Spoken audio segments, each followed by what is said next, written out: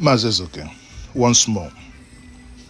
As part of the Igbo Week in New York, United States of America, I visited New York in the company of a friend, a brother, a colleague, Rudolf Okonkwo, Dr. Damages, of the famous Dr. Damages show.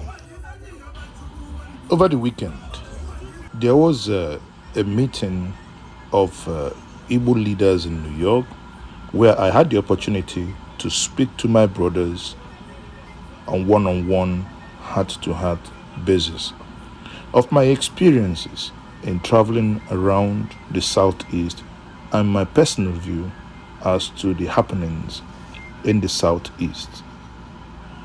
I was due to leave New York, but Dr. Damages asked me to stay behind. On Saturday, I accompanied him to the mother of all event of the week, which is the day of celebration. We had the mayor of New York, who just arrived before I left.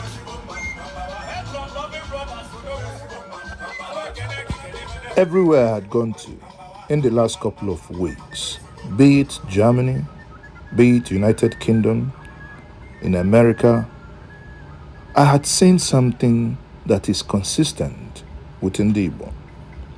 They try as much as possible to uphold the culture that was handed over to them by their ancestors. They build a community. Most times they also acquire community center. This is exactly what I saw in New York, that a building is owned by Igbo as the Obi Igbo Community Center in New York. I must note that I am really impressed by their actions across the diaspora. I'm the local president, the New York president, and these are my members. So this is Umadi Igbo New York branch? Yes, of course, New York. Thank you so much.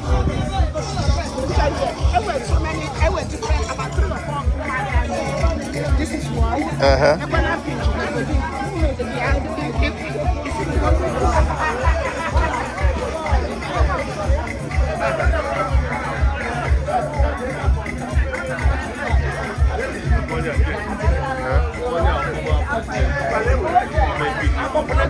Former President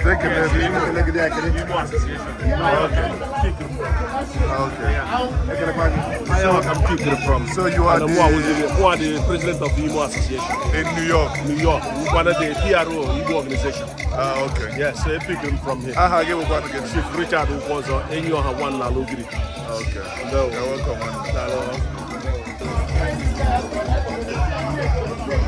Ekene kwa mono na yuku udo derege keno onye nkene si bebere anyanwụ. Okay.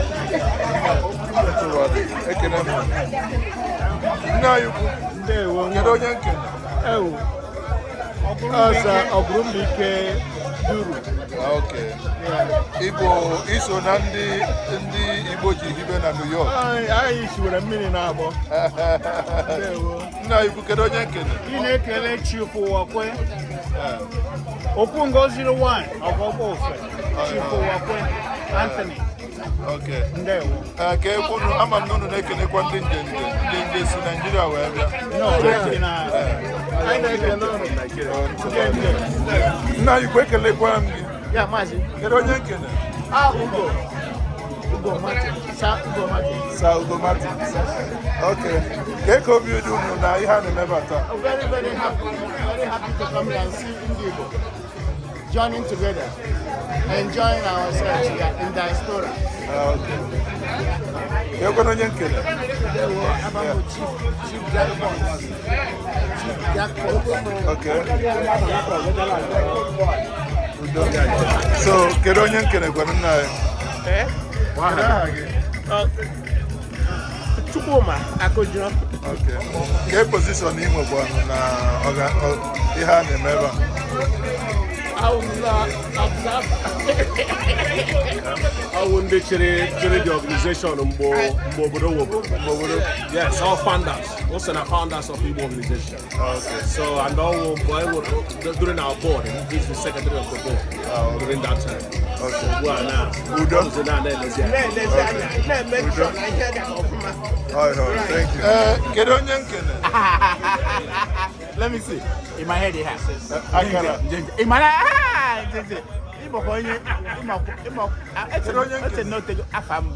Rudolf Okonkwo, Dr. Damages. Damages. Even if you have Igbo, you never maybe see it.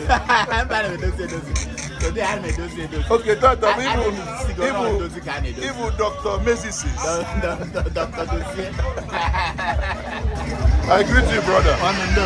Yeah, can you get it? Okenze, Ifeanyi Osuji. Okay. Yes, I'm digging in New York. Obi tukam na no. N'ihi na ndị Igbo na-asị na agbakọ akọnye ọmanụ ya agba ụfụ. Ndị ebe a na-asị onye ala nwanne ya. So ha gara ebe a. Are you guys enjoying the summer event? Yes. What's it called? What is it called? Igbo Culture Day. Igbo Culture Day. I'm a Nina Igbo. Eh? Okay, can I forget? You can now, okay. Yeah. When you're my Kedafagi? Ugomma. I want to look at it. Okay. So what are they doing here today? Igbo cultural event, our annual event for Igbo organization. In New York, right? Yeah, celebration of Igbo culture for all states. So you do this every year? Every year. Do you enjoy it? Yeah, I enjoy it. Really? That's good.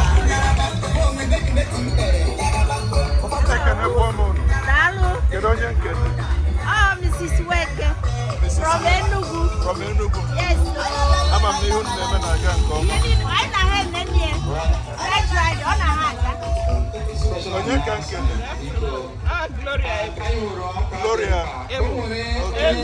Enugu. Okay, canopy Enugu. Yeah. Okay. I'm not going here. I'm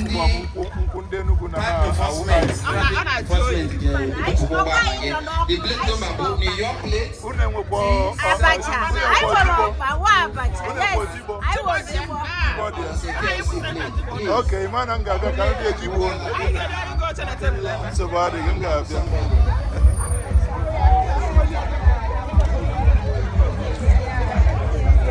well done.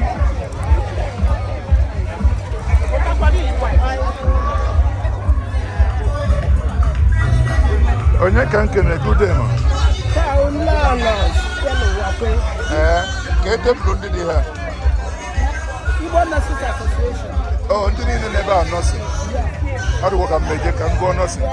Ngụọ nọọsị na ụlọ ya ekwekwo ka nsoro unu. Onye ka nkene biko. Ekenekwa m unu.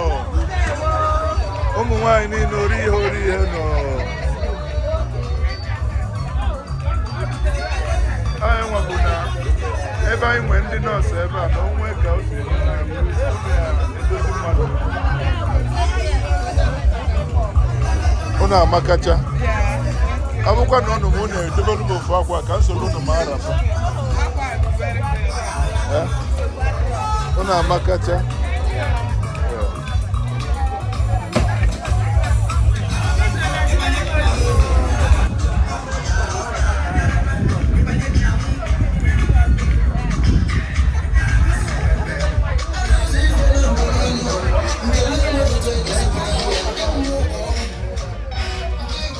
I left New York thinking to myself, ndị Igbo, jidenu ka unu ji.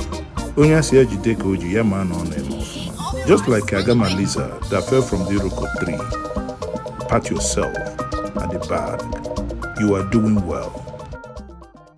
In the heart of the city where stories unfold. NjenjeMedia TV shining bright and bold. Bringing news from the corners of the globe.